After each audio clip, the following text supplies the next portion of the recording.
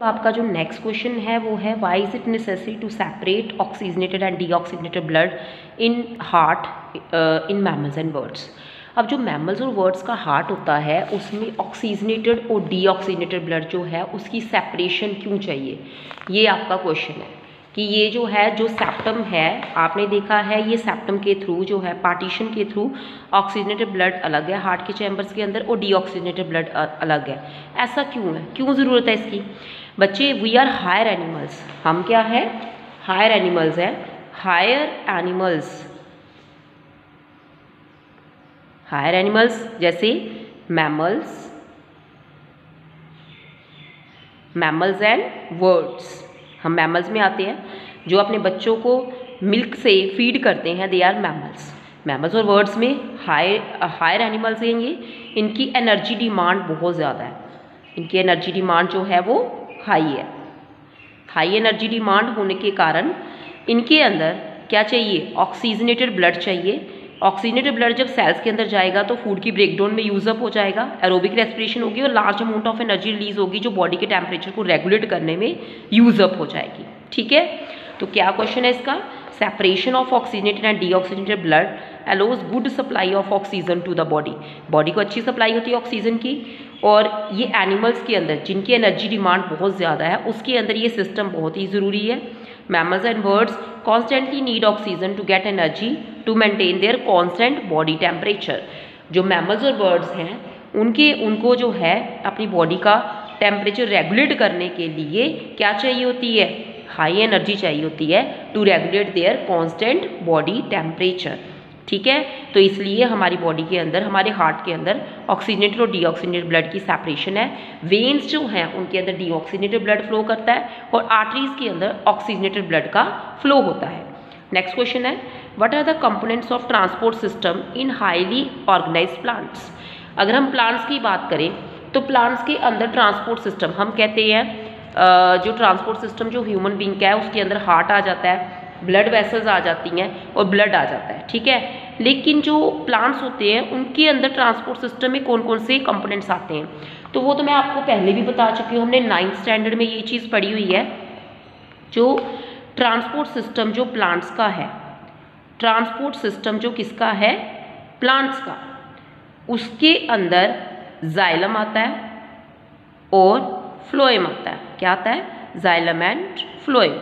और जाइलम जो है वो वाटर कंडक्टिंग टिश्यू है प्लांट्स का,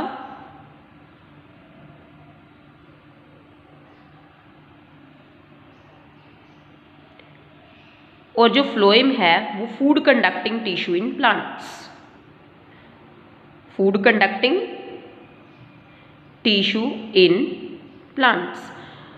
तो जाइलम के जो सेल्स हैं जो ट्रांसपोर्ट ऑफ, बच्चे जाइलम जो है वो रूट्स के अंदर से वाटर को एब्जॉर्ब करता है। ये प्लांट्स की रूट्स हैं। जाइलम जो है रूट्स के थ्रू वाटर को एब्जॉर्ब करेगा बाय ऑस्मोसिस। रूट का जाइलम अलग होगा, स्टेम का जाइलम अलग होगा, लेकिन वाटर के साथ वो मिनरल्स को भी एब्जॉर्ब कर लेता है through its roots. Water and minerals absorption हो जाती है किसके थ्रू? रूट्स के अंदर, रूट्स की मदद से absorption of water and minerals through roots.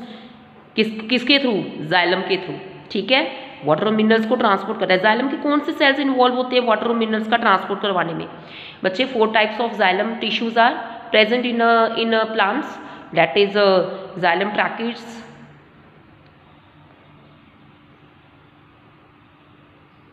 Xylem vessels. ये दोनों जो हैं ट्रांसपोर्ट ऑफ वाटर और मिनरल करते हैं। जाइलम वेसल जो है वो सिलेंड्रिकल शेप के होते हैं और जाइलम ट्रैकिड्स जो है वो ट्यूब लाइक स्ट्रक्चर होते हैं और इन दोनों के ऊपर पोर्स प्रेजेंट होते हैं जिनको पिट्स कहते हैं। ठीक है, ये है जाइलम ट्रैकिड और ये है जाइलम वेसल।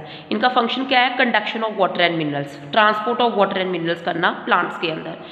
लेकिन अगर हम बात करें फ्लोएम जो है उसका फंक्शन क्या है? फ्लोएम को फूड कंडक्टिंग टिश्यू कैसे कहते हैं?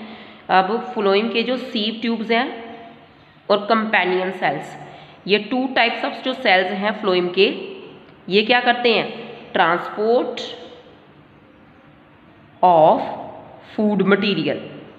अब आप बोलोगे मैम इसके अलावा फ्लोएम के जो टिश्यू सिर्फ सीप ट्यूब और कंपेनियन सेल्स हो ना, फ्लोएम फाइबर भी हैं, फ्लोएम पैरेन्काइमा भी है, बट फ्लोएम फाइबर और फ्लोएम पैरेन्काइमा जो है वो ट्रांसपोर्ट ऑफ फूड मटेरियल नहीं करते हैं। फ्लोएम फाइबर्स और जो फ्लोएम पैरेन्काइमा है वो ट्रांसपोर्ट ऑफ फूड मटेरियल में इन्वॉल्व नहीं है, ये दोनों इन्वॉल्व नहीं है। ओनली सीप tube and companion cells perform the function of transport of food material, और उसी प्रोसेस को क्या बोलते हैं? Translocation. Okay, translocation of food material कौन करता है? फ्लोएम के सीप ट्यूब और कंपेनियन सेल्स। ठीक है, ट्रांसपोर्ट ऑफ फूड मटेरियल जैसे ग्लूकोज है, फोटोसिंथेसिस के टाइम प्लांट्स ग्लूकोज बनाते हैं, जब कार्बोहाइड्रेट बनाते हैं।